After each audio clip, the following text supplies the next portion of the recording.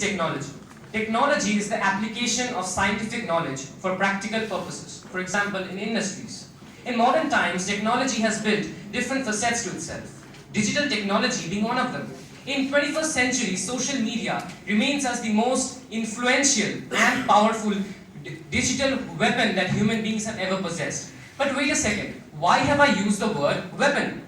According to recent reports released by The Observer, The Guardian and The New York Times, it reveals that Cambridge Analytica, a social media monitoring fund, was actually responsible for putting Trump in the White House. They had access to over 50 million Facebook users' data before the election.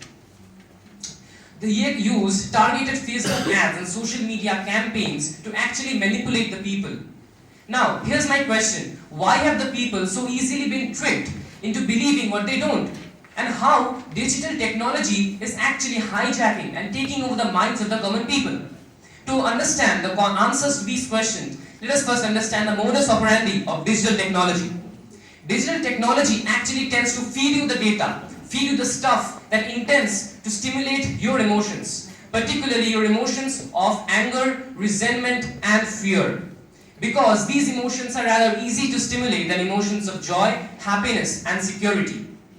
The primary or the main motto of digital technology is to divide the united and widen the gap between the divided.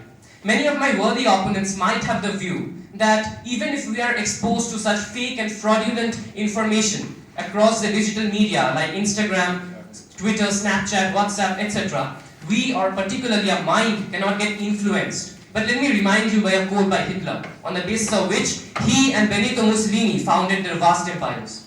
If you tell a lie big enough and keep repeating it, the people will eventually come to believe it. Nowadays, if you ask any random depressed teenager on how he would like to cope up with his situation and uplift his condition, he would reply by saying that he would rather go search in WikiHow on how to be a happy teenager than to talk it out with his parents or even friends and families.